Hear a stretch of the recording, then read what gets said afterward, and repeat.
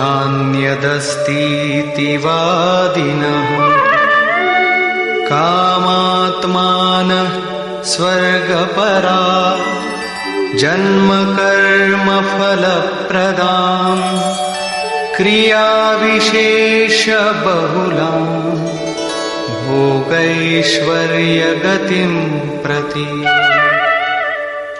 पार्थ, वे कामात्मानः कामनाओं से युक्त, वेदवादरताः वेद के वाक्यों में अनुरक्त, स्वर्गपराः स्वर्ग को ही परम लक्ष्य मानते हैं कि इसके आगे कुछ है ही नहीं। ऐसा कहने वाले अविवेकी जन जन्म मृत्यु रूपी फल देने वाली भोग और ऐश्वर्य की प्राप्ति के लिए बहुत सी क्रियाओं का विस्तार कर लेते हैं और दिखावटी शोभायुक्त वाणी में व्यक्त भी करते हैं।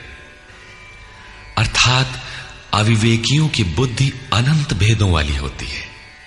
वे फल वाले वाक्य में ही अनुरक्त रहते हैं, वेद के वाक्यों को ही प्रमाण मानते हैं, स्वर्ग को ही श्रेष्ठ मानते हैं। उनकी बुद्धि बहुत सी भेदों वाली है, इसलिए अनंत क्रियाओं की रचना कर लेते हैं।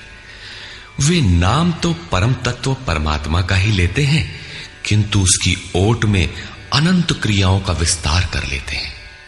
तो क्या अनंत क्रियाएं कर्म नहीं है? श्री कृष्ण कहते हैं, नहीं, अनंत क्रियाएं कर्म नहीं है। तो वो एक निश्चित क्रिया है क्या? श्री कृष्ण अभी ये नहीं बताते। अभी तो केवल इतना कहते हैं कि अविवेकियों की बुद्धि अनंत शाखाओं वाली होती है, इसलिए वे अनंत क्रियाओं का विस्तार कर लेते हैं। वे केवल विस्तार ही नहीं करते, अपितु आलंकारिक शैली में उसे व्यक्त भी करते हैं। उसका प्रभाव क्या होता है? भोगैश्वर्य प्रसक्तानां तया परितचेतसां व्यवसायात्मिका बुद्धि समाधौ न विधीयते। उनकी वाणी की छाप जिन जिन के चित्त पर पड़ जाती है अर्जुन, उनकी भी बुद्धि नष्ट हो जाती है, न कि वे कुछ पाते हैं। उस वाणी द्वारा हरे हुए चित्त वालों के और भोग ऐश्वर्य में आसक्ति वाले पुरुषों के अंतःकरण में क्रियात्मक बुद्धि नहीं रह जाती। इष्ट में समाधिस्थ करने वाली निश्चयात्मक क्रिया उनमें नहीं होती। ऐसे अविवेकियों की वाणी सुनता कौन है? भोग और ऐश्वर्य में आसक्ति वाले ही सुनते हैं, अधिकारी नहीं सुनता। ऐसे पुरुषों में सम और आदि तत्व में प्रवेश दिलाने वाली निश्चयात्मक क्रिया से संयुक्त बुद्धि नहीं होती।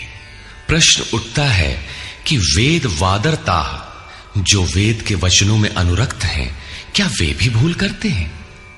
इस पर श्री कृष्ण कहते हैं,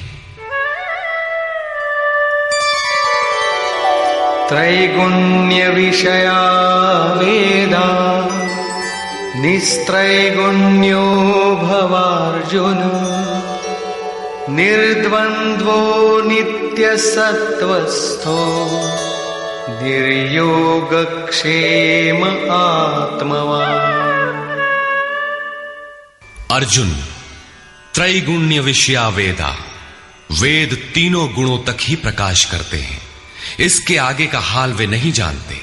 इसलिए निस्त्रय गुण्यो भव अर्जुन, अर्जुन तू तीनों गुणों से ऊपर उठ, अर्थात वेदों के कार्य क्षेत्र से आगे बढ़। कैसे बढ़ा जाए? इस पर श्री कृष्ण कहते हैं, निर्द्वंद्व, सुख दुख के द्वंद्वों से रहित, नित्य सत्य वस्तु में स्थित और योग क्षेम को न चाहता हुआ आत्मपरायण हो। इस प्रकार ऊपर उठ। प्रश्न उठता है कि हम ही उठें या कोई वेदों से ऊपर उठा भी है? श्री कृष्ण बताते हैं कि आगे जो भी उठता है ब्रह्म को जानता है, और जो ब्रह्म को जानता है वो विप्र है। यावानर्थ उदपाने सर्वतः संप्लुतोदके तावान् सर्वेषु वेदेषु ब्राह्मणस्य विजानतः। सब ओर से परिपूर्ण जलाशय को प्राप्त होने पर मनुष्य का छोटे जलाशय से जितना प्रयोजन रहता है, अच्छी प्रकार ब्रह्म को जानने वाले ब्राह्मण का वेदों से उतना ही प्रयोजन रहता है। तात्पर्य यह है कि जो वेदों से ऊपर उठता है वो ब्रह्म को जानता है, वही ब्राह्मण है। अर्थात तू वेदों से ऊपर उठ, ब्राह्मण बन। अर्जुन क्षत्रिय था। श्री कृष्ण कहते हैं कि ब्राह्मण बन। ब्राह्मण, क्षत्रिय इत्यादि वर्ण स्वभाव की क्षमताओं के नाम है। यह कर्म प्रधान है, न कि जन्म से निर्धारित होने वाली कोई रूढ़ी। जिसे गंगा की धारा प्राप्त है उसे क्षुद्र जलाशय से क्या प्रयोजन। कोई उसमें शौच लेता है तो कोई पशुओं को नहला देता है, इसके आगे कोई उपयोग नहीं है। इसी प्रकार ब्रह्म को साक्षात जानने वाले उस विप्र महापुरुष का, उस ब्राह्मण का वेदों से उतना ही प्रयोजन रह जाता है। प्रयोजन रहता अवश्य है, वेद रहते हैं क्योंकि पीछे वालों के लिए उनका उपयोग है। वहीं से चर्चा आरंभ होगी। इसके उपरांत योगेश्वर श्री कृष्ण कर्म करते समय की जाने वाली सावधानियों का प्रतिपादन करते हैं। कर्मण्येवाधिकारस्ते मा फलेषु कदाचन मा कर्मफलहेतुर्भुर् मा ते संगोस्त्वकर्मणि। कर्म करने में ही तेरा अधिकार हो, फल में कभी नहीं। ऐसा समझ के फल है ही नहीं। फल की वासना वाला भी मत हो और कर्म करने में तेरी अश्रद्धा भी ना हो।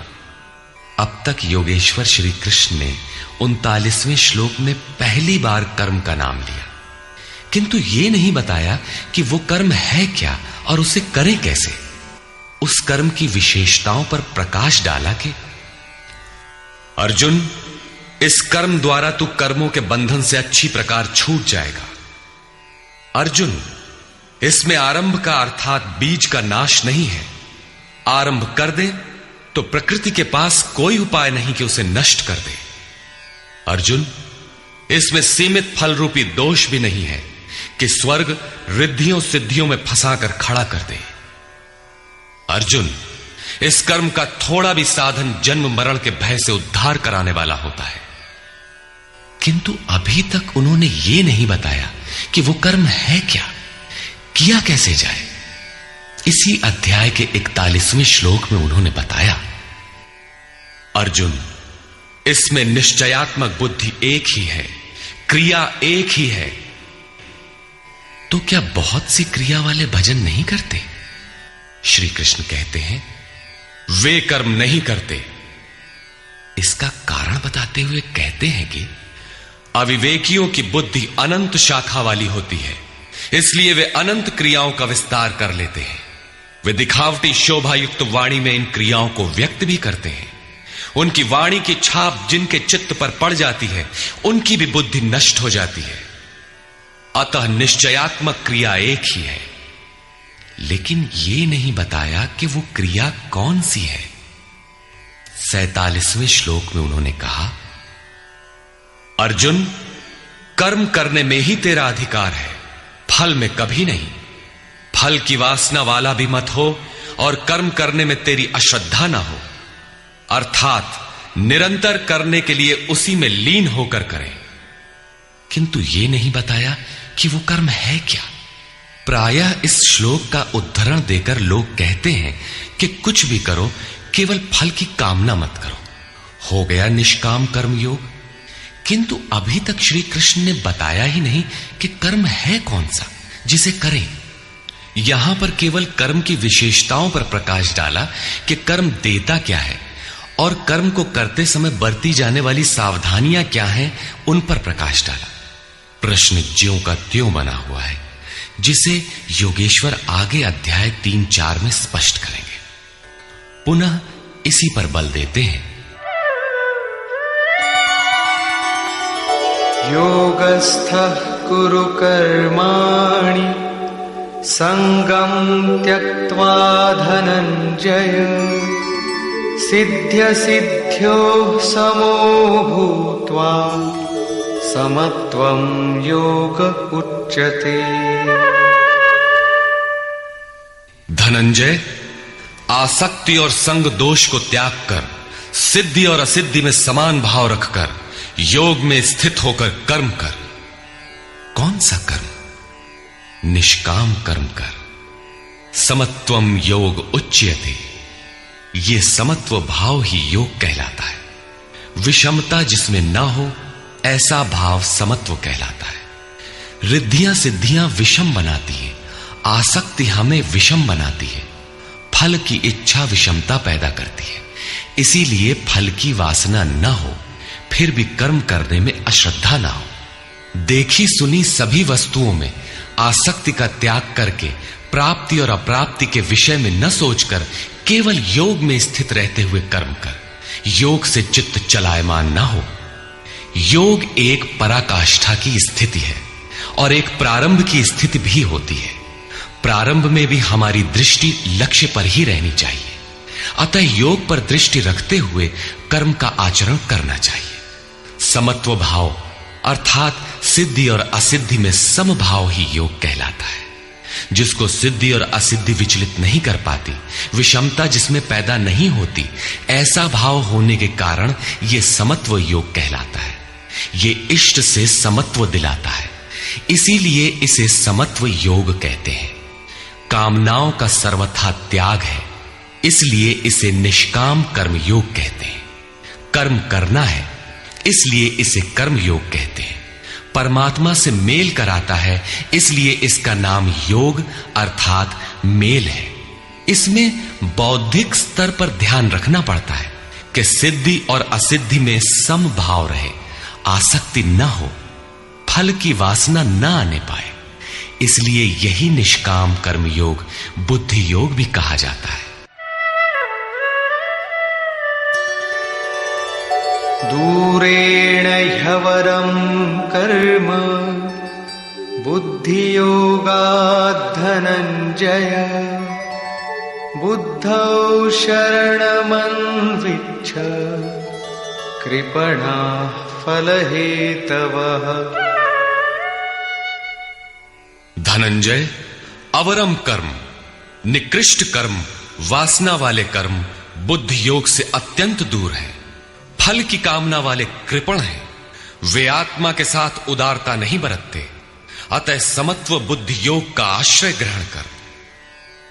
जैसी कामना है वैसा मिल भी जाए तो उसे भोगने के लिए शरीर धारण करना पड़ेगा। आवागमन बना है तो कल्याण कैसा? साधक को तो मोक्ष की भी वासना नहीं रखनी चाहिए, क्योंकि वासनाओं से मुक्त होना ही तो मोक्ष है।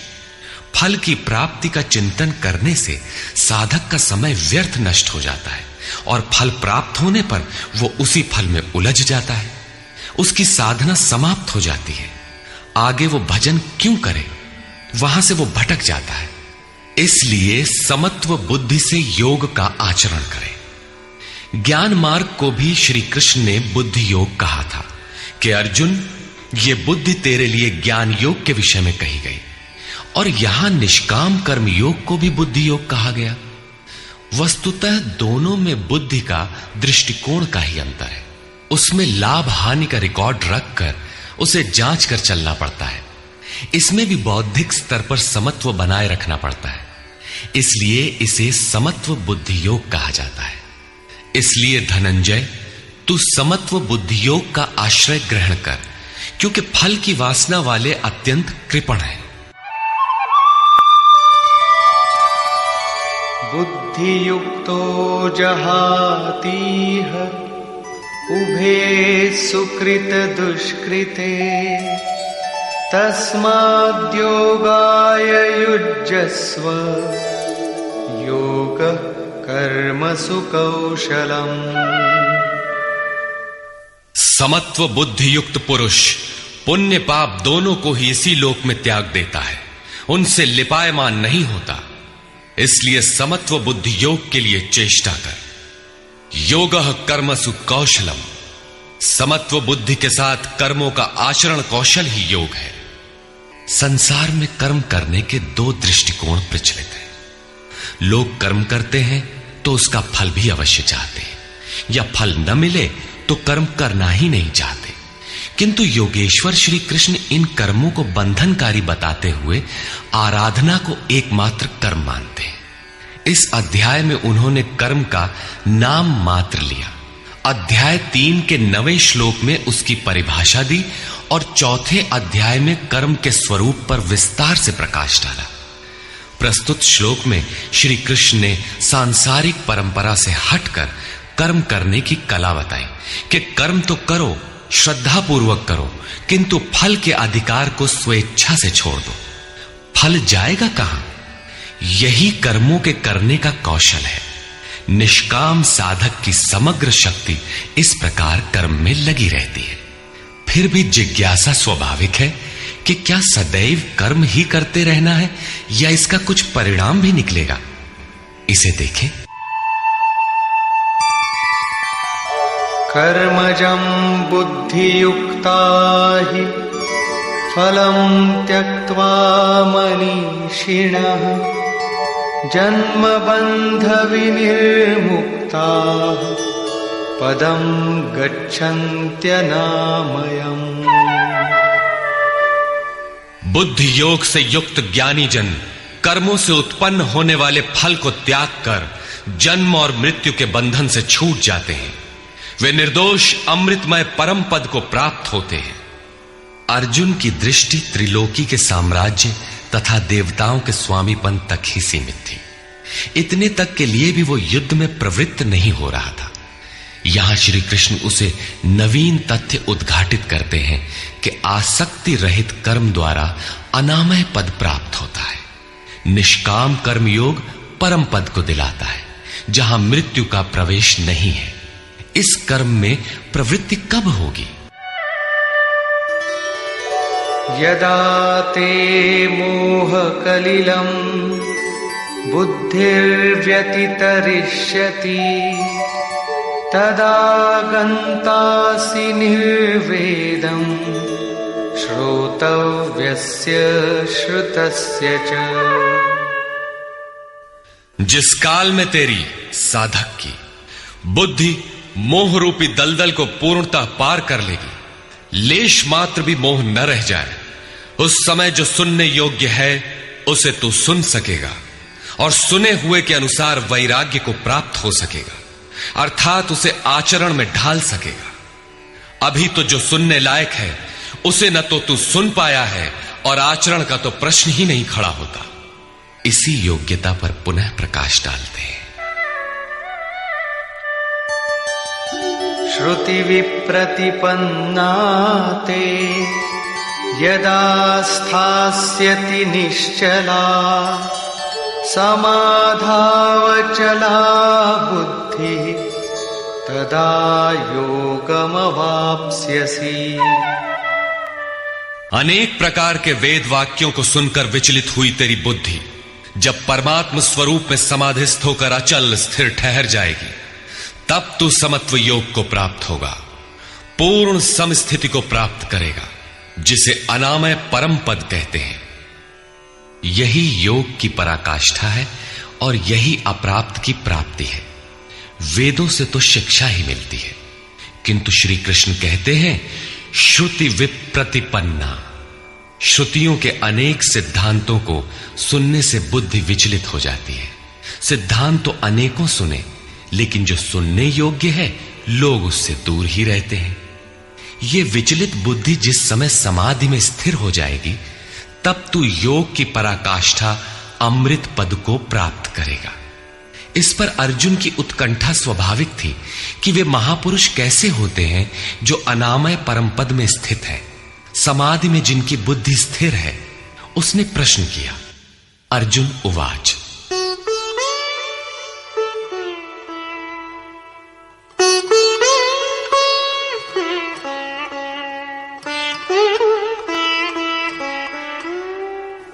स्थितप्रज्ञस्य का भाषा समाधिस्थस्य केशव स्थितधिः किं प्रभाषेत किमासीत व्रजेत किम्। समाधीयते चित्तम यस्मिन् स आत्मा एव समाधि। जिसमें चित्त का समाधान किया जाए वो आत्मा ही समाधि है। अनादि तत्व में जो समत्व प्राप्त कर ले उसे समाधिस्थ कहते हैं।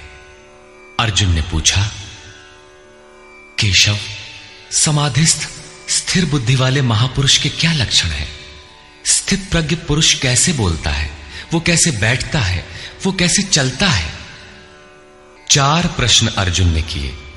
इस पर भगवान श्री कृष्ण ने स्थित प्रज्ञ के लक्षण बताते हुए कहा, श्री भगवान उवाच,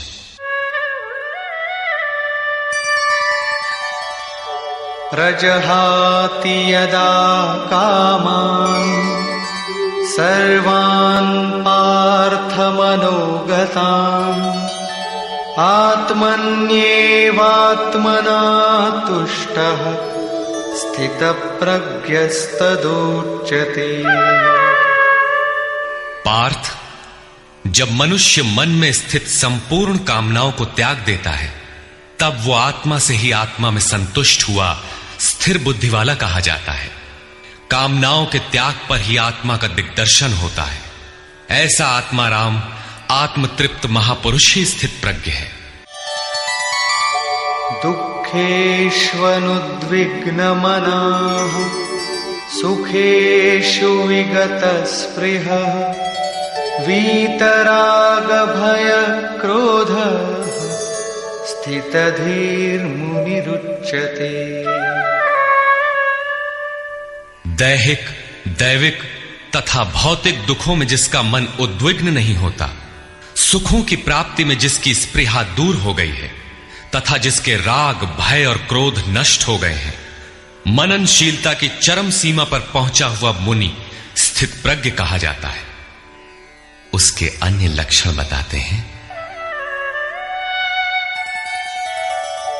यः सर्वत्रानभिस्नेहः तत्तत्प्राप्य शुभाशुभम् नाभिनन्दति न द्वेष्टि तस्य प्रज्ञा प्रतिष्ठिता।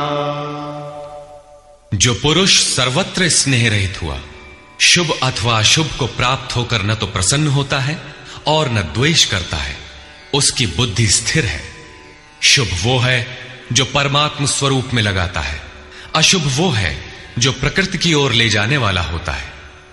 किंतु स्थित प्रज्ञ पुरुष अनुकूल परिस्थितियों से न प्रसन्न होता है और न प्रतिकूल परिस्थितियों से द्वेष करता है, क्योंकि प्राप्त होने योग्य वस्तु न उससे भिन्न है और न पतित करने वाले विकार ही उसके लिए है। अर्थात अब साधन से उसका अपना कोई प्रयोजन नहीं रहा। ऐसा व्यक्ति स्थित प्रज्ञ कहा जाता है। यदा संहरते चायं कूर्मोऽङ्गानीव सर्वशः इन्द्रियाणीन्द्रियार्थेभ्यः तस्य प्रज्ञा प्रतिष्ठिता। जिस प्रकार कछुआ अपने अंगों को समेट लेता है, ठीक वैसे ही ये पुरुष जब सब ओर से अपने अंगों को समेट लेता है तब उसकी बुद्धि स्थिर होती है। खतरे को देखते ही कछुआ जिस प्रकार अपने सिर और पैर समेट लेता है, ठीक इसी प्रकार जो पुरुष विषयों में विचरती हुई इंद्रियों को सब ओर से समेटकर हृदय देश में निरोध कर लेता है, उस काल में उस पुरुष की बुद्धि स्थिर होती है। किंतु ये तो एक दृष्टांत मात्र है। खतरे का एहसास मिटते ही कछुआ तो अपने अंगों को पुनः फैला देता है। क्या इसी प्रकार स्थित प्रज्ञ महापुरुष भी विषयों में रस लेने लगता है? इस पर कहते हैं, विषया विनिवर्तन्ते निराहारस्य देहिनः रसवर्जं रसोऽप्यस्य परं दृष्ट्वा निवर्तते। इंद्रियों द्वारा विषयों को न ग्रहण करने वाले पुरुषों के विषय तो निवृत्त हो जाते हैं, क्योंकि वे ग्रहण ही नहीं करते, किंतु उनका राग नहीं निवृत्त होता, आसक्ति लगी रहती है।